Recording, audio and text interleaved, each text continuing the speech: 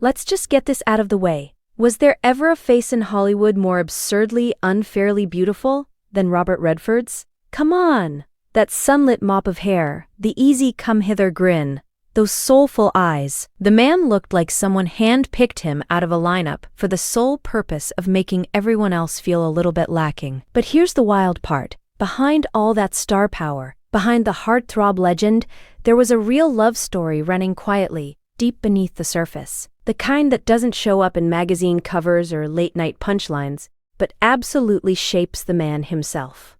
For decades, he kept that story private, didn't talk about it, certainly didn't parade it. Then, at 88, he finally let the world in. The details he shared will hit you right where it counts, maybe even make you stop and put a hand over your chest for a second. So, to get it right, you have to go all the way back, not to flashbulbs or movie premieres, but to Santa Monica, California.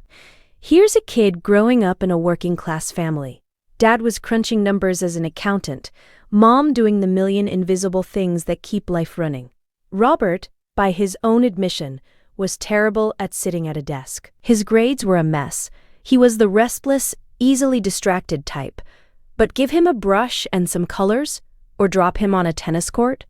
Suddenly, he could focus so intensely the rest of the world melted away. He even got to warm up with tennis great Pancho Gonzalez at the LA Tennis Club, which, yeah, isn't half bad for a guy failing his classes.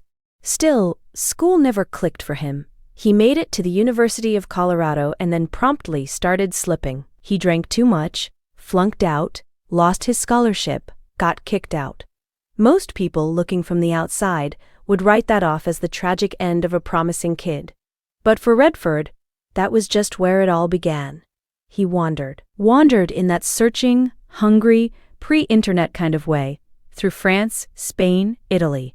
He sketched, painted, floated along on not much money, trying to figure out who he was when nobody was looking over his shoulder. Something in him changed on those European streets. Back in New York, he studied painting at the Pratt Institute. Then, almost accidentally, gave acting a go at the American Academy of Dramatic Arts. It wasn't the kind of story where everything fell into place overnight. No leading roles, not even a particularly huge break, just hard work, small parts, a young guy learning to stick with it. And then something clicked. He met her. Late 1950s. Redford was still shaky on his own future, still just a guy in a sea of other guys trying to figure it out. Enter Lola Van Wagenen. And here's the picture. Lola just felt different. She was steady where he was spiraling, calm when he was fidgety, grounded with her Mormon faith and small-town Utah roots. The two of them together made no logical sense. But life doesn't really care about logic, not when it comes to love. They couldn't even wait for a big ceremony. They ran off and eloped in 1958, clutching at each other without any promises of security or steady work. Her parents weren't thrilled. He was broke. Neither knew where tomorrow would lead. But sometimes, love is exactly that stubborn and simple. Those early years? Not easy. Money was tight. Apartments were tiny. Robert's acting career was sputtering along. And then came something no young couple deserves. Their first son, Scott, died of sudden infant death syndrome. It's hard even to imagine, let alone write about. That kind of loss yanks the air out of a family and leaves a bruise that never really goes away. Redford admits it changed him for good, made him see the whole world differently, deepened all the emotions he'd ever carry forward. Strangely, the heartbreak only welded Robert and Lola closer. She became his anchor. Even when there wasn't much reason to believe he'd make it, she believed. She was unshakable when fate seemed nothing but shaky. And, little by little, the work started paying off. Robert's big break came in 1963 with Barefoot in the Park on Broadway. Imagine that, starring as a newlywed just as his own marriage was finding its legs after so much pain. Soon, Hollywood took notice. Butch Cassidy and the Sundance Kid hit like a supernova alongside Paul Newman, and overnight Redford's face was everywhere, that killer smile plastered on movie posters coast to coast. But fame always carries its own kind of baggage. He was gone for months at a stretch, filming on location. Lola stayed at home, caring for their kids, Shauna, David, Amy. The miles between them, both physical and emotional, kept stretching out. Later on, Redford admitted he didn't always get the balance right. He chased success, sometimes at the expense of the people closest to him. It's a mistake so many people make, but few admit as plainly as he does. And yet, even when things strained, Lola was much more than a Hollywood wife. She was his partner in the truest sense. He dreamt out loud about what would become the Sundance Film Festival, and Lola was right there, urging him on. It's wild. Without her, odds are the single most important festival in indie film probably wouldn't exist. Think about the ripple effects there, especially since Lola's name, outside of Redford's circle, is mostly a whisper. By the mid-'80s, though, the gaps got too wide to bridge. After nearly 3 decades together, Redford and Lola divorced in 1985. It wasn't ugly. There were no public feuds or scorched earth speeches. They stayed friends, kept raising their kids, moved forward. But it was the end of something huge, and Redford never sugarcoated that. Even now, he calls Lola the love of his life. Not a regret, not some ex he files away in the past, but the love, the person who steadied him and changed everything, even after the world started watching.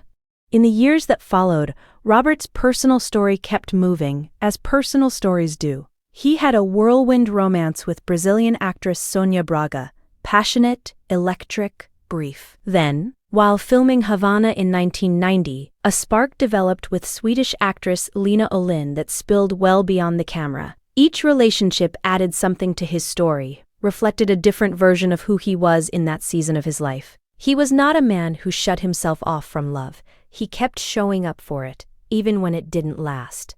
And then, in the late 1990s, something genuinely different happened. Robert met Sybil Sagers, a German artist and environmental activist, at his Sundance Mountain Resort. And here's the detail that makes the story so completely charming.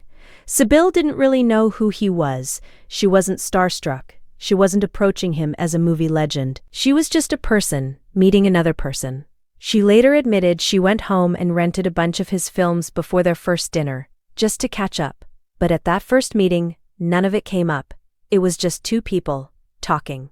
Robert said that her not knowing him as an actor made the relationship feel more human, more real. And you completely understand that, don't you? After decades of being Robert Redford, the icon, the symbol, the face on the poster, to simply be Robert, seen clearly by someone who wasn't looking for the legend, that must have felt like breathing fresh air. They married in 2009 in a private ceremony in Hamburg, Germany, her hometown. Together, they co-founded a nonprofit called The Way of the Rain, combining her art and his storytelling to advocate for environmental protection.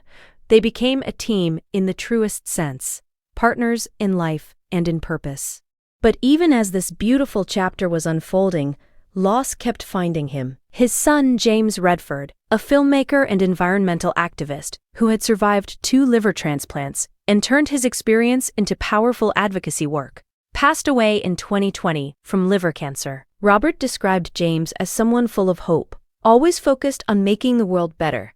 Losing him was another heartbreak, of the kind that doesn't resolve, only softens with time. His daughters Shauna and Amy both carry the family's creative spirit forward. Amy, in particular, has built a remarkable career as a filmmaker and director, championing women's stories and navigating motherhood and artistry with the kind of determination that is unmistakably a Redford quality. And with 7 grandchildren, including a grandson named Dylan, who convinced Robert to voice a dolphin in a film called Omni, there is clearly no shortage of creativity or humor in the next generation.